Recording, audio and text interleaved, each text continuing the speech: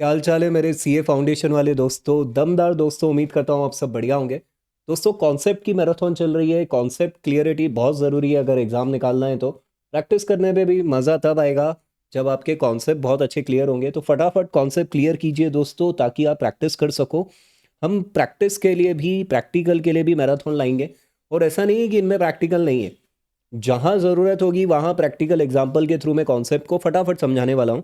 तो आज हम कवर करने वाले हैं चैप्टर 1 की unit 4, contingent asset and contingent liability. पूरा गेम इसमें भाई कीवर्ड्स का है, कीवर्ड को समझना है और 10-15 मिनट के अंदर ये पूरा टॉपिक हम ख़त्म कर देंगे। उससे कम टाइम में भी हो सकता है, कोई बड़ी बात नहीं है। तो शुरू करते हैं भाई, हम इसे अपने नोट से करने वाले हैं।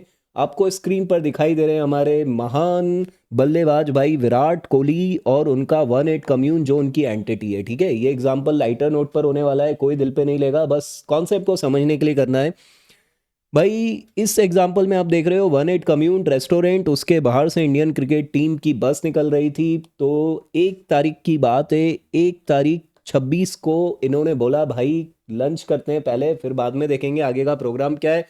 बस खाली करके ये सारे के सारे 8-1 कम्यून में जाते हैं भाई। इन्होंने पहले भी नाश्ता वाश्ता किया होगा कहीं से, ये लंच करने आए हैं।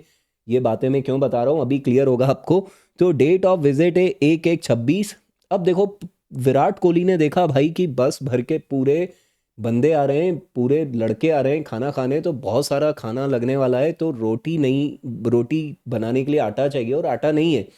तो ये फटाफट भाई परचेज ऑफ आटा करते हैं, लेकिन क्रेडिट में। तो ये आटा खरीद चुके हैं। और ये जो भी मैं बात कर रहा हूँ ये फाइनेंशियल ईयर 25-26 की चल रही है, ध्यान रखना। तो 1-8 कम्यून ने सबसे पहले उधारी में आटा खरीदा। ठीक है, आटा खरीदा, बोलो किसी को कोई डाउट है? आटा खरीदा, रोटियां वोटियां बनी, इन्होंने खूब पहल के खाना खाया, बहुत सारा खाना खा लिया। और एक बात बोलूं, जैसे जैसे ये खाना खाते जा रहे हैं, तो 1-8 कम्यून की बोलो कमाई बढ़ रही है नहीं बढ़ रही? जैसे जैसे खाना खाएंगे, जितनी इतनी रोटी ऑर्डर करते जाएंगे, जो जो सब कुछ ऑर्डर करेंगे उसकी कमाई बढ़ती जाएगी। और ये सब कमाई कब बढ़ रही है? 25-26 में। तो भाई दूसरी चीज़ क्या हो रही है? इनकम अर्न हो रही है 25-26 में, फाइनेंशियल ईयर 25-26, क्योंकि 1 अप्रैल 25 से साल चालू हुआ, 31 मार्च 26 को ख़त्म होगा। और डेट ऑफ विजिट में बता चुका हूँ, न्यू ईयर है 26 का। तो भाई इनकम अर्न हो रही है 25-26 में, लेकिन विराट कोहली को, जो 1-8 कम्यून है, उनको इनकम टैक्स कब पे करना होता है? अगले साल 26-27 में। तो टैक्स पेबल कब आ रहा है? 26-27 में। एक फंडा ये हो गया।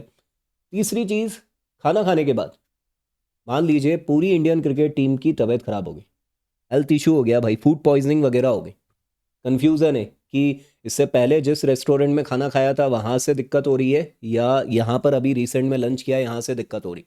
कुछ भी हो रहा हो, सबको फूड पॉइजनिंग हो गई है, आने वाले मैचेस पे फर्क पड़ रहा है। तो बीसीसीआई ने भाई कॉम्पनसेशन डाल दिया है, कॉम्पनसेशन के लिए केस डाल दिया है। 1-8 कम्यून के खिलाफ भी डाल दिया है और पिछले रेस्टोरेंट्स के खिलाफ भी डाल दिया है। पता करेंगे भाई किसके खाने से क्या दिक्कत हुई है, वो बात की बात है।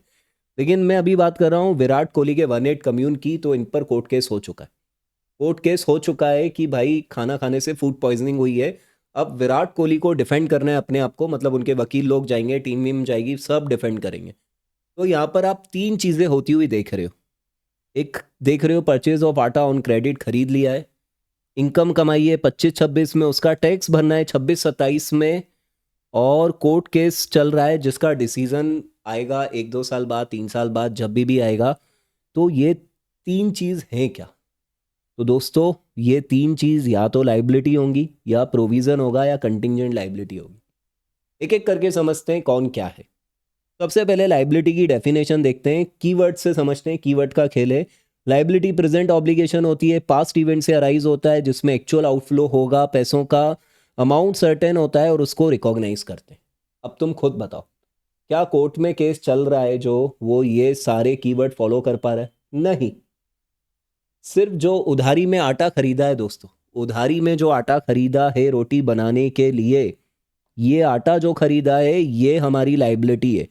क्योंकि आटा खरीदा है वो प्रेजेंट ऑब्लिगेशन है, आटा खरीदना पास्ट इवेंट हो गया था।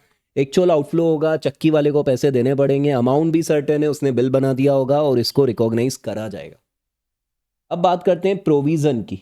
कौन सी चीज़ का प्रोविज़न बनेगा? देखो दोस्तों, हमने इनकम कमाई थी 25-26 में, मतलब 1/8 कम्यून ने इनकम कमाई है 25-26 में। विराट कोहली पाजी को मालूम है कि मेरा 1/8 कम्यून है 25-26 में इनकम कमा रहा है, 26-27 में टैक्स देना है। तो बोलो इनकम अर्न किए 25-26 में, तो उसका टैक्स एक्सपेंस भी कब रिकॉग्नाइज हो जाना चाहिए? 25-26 में, क्योंकि आपने आपने भाई कौन सा कॉन्सेप्ट अक्रूवल कॉन्सेप्ट भी तो पढ़ा रखा है ना, कि इनकम कमाइए तो उससे रिलेटेड जो एक्सपेंस हुआ है, भले वो फैसिलिटी है, सरकार बोल रही है अगले साल भर देना, लेकिन इस साल जितनी ज़्यादा इनकम कमाओगे तो टैक्स ज़्यादा बनेगा, तो टैक्स भी इसी साल रिकॉग्नाइज हो जाना चाहिए। तो भाई टैक्स रिकॉग्नाइज करने के लिए आपको क्या करना पड़ेगा? प्रोविजन फॉर टैक्स बनाना पड़ेगा। तो प्रोविजन के कीवर्ड क्या है देखो, प्रोविजन प्रेजेंट ऑब्लिगेशन है। भाई आपने इनकम कमाई, आपकी टैक्स लाइबिलिटी बढ़ती जा रही है, समझ रहे हो? तो आपके ऊपर ऑब्लिगेशन आता जा रहा है। इनकम कमाना पास्ट इवेंट है, प्रोबेबल आउटफ्लो है, मतलब आउटफ्लो होगा, प्रोबेबल है। रीजनेबली असर्टेनेबल कर सकते हो, एग्जैक्ट अमाउंट नहीं मालूम है अभी, लेकिन प्रोविजन ऑफ इनकम टैक्स लगाकर, इनकम टैक्स लॉ के फंडे से आप कैलकुलेशन कर सकते हो रीजनेबली, तो आप प्रोविजन को रिकॉग्नाइज करोगे अपनी बुक्स में रिकॉग्नाइज कर लोगे। लाइबिलिटी का अमाउंट सर्टेन होता है, प्रोविजन का एस्टिमेशन लगाया जाता है। ये बात ध्यान रखना, प्रोविजन में एस्टिमेशन लगाया जाता है, तो प्रोविजन फॉर टैक्स का जो आप अमाउंट निकालोगे वो एस्टिमेटेड फिगर होगा। अब बात करते हैं कंटिंजेंट लाइबिलिटी आखिर में क्या है। तो वापस इधर आओ, बोलो 1/8 कम्यून ने जो आटा खरीदा था वो लाइबिलिटी था, इनकम कमाई उस पे जो टैक्स का प्रोविजन बनाया वो प्रोविजन था। कोर्ट में जो हेल्थ इशू को लेकर केस चल रहा है उसका जजमेंट आएगा फ्यूचर में, फ्यूचर हैपनिंग नॉन हैपनिंग वो कोर्ट के हाथ में, 1/8 कम्यून के कंट्रोल में नहीं है। वो कोर्ट क्या डिसीजन देता है, दोनों पार्टी के लॉयर लोग जो क्या वहाँ पे प्रूफ लगाते हैं, कैसे बचाते हैं विराट कोहली के 1/8 कम्यून को, वो लॉयर लोगों पर डिपेंड करेगा। तो भाई ये जो है ये कंटिंजेंट लाइबिलिटी का केस बन रहा है अब, जो कोर्ट में केस चल रहा है। देखो कंटिंजेंट लाइबिलिटी में पॉसिबल ऑब्लिगेशन आएगा, हो सकता है हार गए केस तो पैसा देना पड़ सकता है। इसमें प्रेजेंट वर्ड भी लिखा है, वो मैं समझाऊंगा थोड़ी देर में। पास्ट इवेंट, बोलो उनने खाना वाना खाया था, खाना वाना खाया था, कोर्ट में केस किया, वो पास्ट इवेंट। विराट कोहली के 1/8 कम्यून को अभी नहीं मालूम है कि कितना आउटफ्लो होगा, इस और रीजनेबली उसको निकाल भी नहीं सकते, सर्टेन तो वो है ही नहीं, कैलकुलेट भी नहीं कर सकते। इसलिए कंटिंजेंट लाइबिलिटी को कभी भी रिकॉग्नाइज नहीं किया जाता दोस्तों, लेकिन कंजर्वेटिज्म प्रूडेंस के कारण इसको डिस्क्लोज किया जाता है। डिस्क्लोजर, कंटिंजेंट लाइबिलिटी का डिस्क्लोजर करना पड़ता है, ये बात ध्यान में रखना। नोट्स टू अकाउंट्स में डिस्क्लोजर देना पड़ता है, आप इसको नहीं छुपाओगे। सर ये प्रेजेंट ऑब्लिगेशन वाली क्या बला थी? देखो बेटा, प्रोविजन जो प्रेजेंट ऑब्लिगेशन था पास्ट इवेंट होता है, प्रोबेबल आउटफ्लो होता है, लेकिन अगर वो रीजनेबली असर्टेनेबल ना हो पा रहा हो, कैलकुलेशन नहीं हो पा रही हो, तो फिर आप उसका कंटिंजेंट लाइबिलिटी की तरह उसको शो करोगे, समझ रहे हो? तो कंटिंजेंट लाइबिलिटी की दो डेफिनेशन है, एक पॉसिबल ऑब्लिगेशन वाली मेन डेफिनेशन, और एक वो डेफिनेशन जो प्रोविज़न में लगती है, लेकिन वहाँ पर आखिरी आखिरी में एक मोमेंट ऐसा आता है कि आप नहीं निकाल पा रहे हो कि कितना पे करना है, उतना प्रोबेबिलिटी नहीं निकाल पा रहे हो, तो फिर आप उसे एज अ प्रोविज़न ना रिकॉग्नाइज करके कंटिंजेंट लाइबिलिटी की तरह शो करोगे। सर क्या कोई कंटिंजेंट लाइबिलिटी हमेशा कंटिंजेंट लाइबिलिटी रहती है? नहीं बेटा, ये कंटिन्यू असेस करेगी मैनेजमेंट, और वो प्रोविज़न भी बनाया जा सकता है। ये इंटर लेवल पर आएगा, सीए इंटर लेवल पर उतना डेप्थ में आएगा। आखिरी टर्म जो इस चैप्टर में है वो है कंटिंजेंट असेट। कंटिंजेंट असेट आखिरी टर्म है, आखिरी टर्म है, ये ध्यान रखना। तो मैं कंटिंजेंट असेट का भी एग्जांपल दे देता हूँ भाई आप लोगों को, तो आपको क्लियरिटी होगी कि कंटिंजेंट असेट आखिर में है क्या। तो भाई कंटिंजेंट असेट का एग्जांपल ले लो भाई, एक ये हरी भरी ज़मीन है, फुल हरी भरी ज़मीन है, ठीक है, और ये आप हैं मस्त सुंदर से, ठीक है, और ये आपके वो व्यक्ति हैं पड़ोसी जो आपसे जलते हैं। इस ज़मीन के पेपर आपके पास है, आधे अधूरे हैं लेकिन आपके पास है, इनके पास कुछ नहीं है, सपोज करो पोजीशन है कुछ कई सालों से, और इन्होंने कोर्ट में केस ठोक दिया है। ये रही हमारी माननीय कोर्ट जो कि ये बोल रहे हैं कि ये ज़मीन इनकी है, और आपके ये जो लॉयर हैं बहुत एक्सपीरियंस्ड हैं, इनके लॉयर आपके लॉयर से ज़्यादा एक्सपीरियंस्ड है, लेकिन आपका लॉयर बोल रहा है कि भाई कागज़ अपने पास है, ज़मीन अपनी है। तो आपके लिए ये ज़मीन अभी क्या है? क्या ये आपकी असेट है कि आपकी कंटिंजेंट असेट है? ठीक है, तो पॉसिबल असेट होती है कंटिंजेंट असेट, पॉसिबल इनफ्लो हो सकता है, पास्ट इवेंट जो कोर्ट में केस चल रहा है या जो भी थोड़े बहुत आपके कागज हैं, भले पोजीशन नहीं है आपके पास, आउटकम अनसर्टेन है, आपने जो क्लेम कर रखा है वो मालूम नहीं है कि आपको मिलेगा नहीं मिलेगा। ठीक है, आउटकम जो है वो अनसर्टेन है भाई, ये ध्यान रखना, आउटकम जो है वो अनसर्टेन है। ठीक है, फिर उसके बाद बात करें दोस्तों, तो आउटकम अनसर्टेन है, डिपेंड्स ऑन फ्यूचर इवेंट। कहाँ पे डिपेंड करेगा भाई? कोर्ट का जजमेंट, कोर्ट क्या जजमेंट दे रहा है उस पर डिपेंड करेगा। तो फ्यूचर में हो गया, क्या कोर्ट को आप कंट्रोल में कर सकते हो? कोर्ट आपके कंट्रोल में नहीं है, तो नॉट इन कंट्रोल। अब बेटा प्रूडेंस कॉन्सेप्ट यहाँ भी लगेगा। प्रूडेंस बोलता है कि आप इसको कंटिंजेंट असेट को रिकॉग्नाइज नहीं करना है। क्यों नहीं करना है? क्योंकि अगर आपने रिकॉग्नाइज किया तो मतलब आप एक ऐसी इनकम को रिकॉग्नाइज कर रहे हो जो आपकी कभी हो ही नहीं सकती है, हो सकता है ना। नॉट डिस्क्लोज भी नहीं करोगे। लेकिन बेटा बोर्ड ऑफ डायरेक्टर, कंपनी के केस में बोर्ड ऑफ डायरेक्टर अपनी जो डायरेक्टर्स रिपोर्ट है उसमें अपनी झांकीबाजी दिखाने के लिए, तमाशा दिखाने के लिए दिखा सकते हैं। जैसे ट्रस्ट है तो ट्रस्टी लोग अपनी रिपोर्ट्स में दिखा सकते हैं जो भी उनकी मैनेजमेंट की रिपोर्ट्स वगैरह बनती है। पार्टनरशिप फर्म वगैरह है तो पार्टनर्स अपना कोई अगर स्टेटमेंट वगैरह रिपोर्ट बनाते हैं तो उसमें दिखा सकते हैं।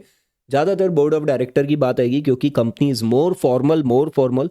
लेकिन हाँ, मना नहीं कर रहा है, रिकॉग्नाइज करोगे जब वर्चुअली सर्टेन हो जाए, जब आपको लगे कोर्ट का जजमेंट आ गया है, वर्चुअली सर्टेन हो गया है कि अब तो ये ज़मीन हमारी ही है, तो आप इसे रिकॉग्नाइज कर सकते हो। तो रिकॉग्नाइज तभी करना है जब वर्चुअली सर्टेन हो, वरना कंटिंजेंट असेट को आपको रिकॉग्नाइज नहीं करना। तो आपने कंटिंजेंट असेट के कीवर्ड देखे, ठीक है, कंटिंजेंट असेट के कीवर्ड देखे, आपने लाइबिलिटी प्रोविजन और कंटिंजेंट लाइबिलिटी को कंपैरिजन भी करके देख लिया। और हमारे ये 1-8 कम्यून के एग्जाम्पल का ध्यान रखना भाई, जिसमें मैंने तीनों चीज़ें आपको स्टेप बाय स्टेप समझाई है। अब हम इसके ट्रू फॉल्स जो सबसे ज़्यादा आने के चांस होते हैं एक बार वो देख लेते हैं। ख़त्म हो गई है हमारी ये यूनिट। कंटिंजेंट लाइबिलिटी और प्रोविज़न का डिफरेंस मैं उधर ही समझा चुका हूँ आपको, भले आपको अब इधर से नहीं भी पढ़ना हो तो चलेगा। फटाफट देख लेते हैं कि ये क्या है भाई, क्या है, फटाफट क्या ट्रू फॉल्स है ना, एक बार जस्ट देख लेते हैं क्या है। ठीक है भाई, पहला ट्रू फॉल्स देखते हैं। A contingent liability need not be disclosed in financial statement. ओ पापी इंसान, डिस्क्लोजर तो देना पड़ता है, गलत है ये। A provision fails to meet the recognition criteria, वो प्रोविजन ही क्या जो रिकॉग्नाइज ना हो, प्रोविजन तो रिकॉग्नाइज होता है ना, प्रेजेंट ऑब्लिगेशन होता है, ये भी गलत है। A claim that an enterprise is pursuing through legal process where the outcome is uncertain is contingent liability। ओ भाई, कंटिंजेंट असेट होता है वो, ये देखो आउटकम इज अनसर्टेन, ये कीवर्ड कहाँ आया था? कंटिंजेंट असेट में, ये भी गलत है। When it is probable that the firm will need to pay off the obligation, this give rise to contingent liability। When it is probable that the firm will need to pay off the obligation, भाई ये तो provision बनेगा ना, इसका provision बनेगा। Probable, not probable होता तो contingent liability बनता, तो ये भी गलत है। Present financial obligation of an enterprise which arise from past event termed as contingent liability, नहीं बेटा ये लाइबिलिटी होता है।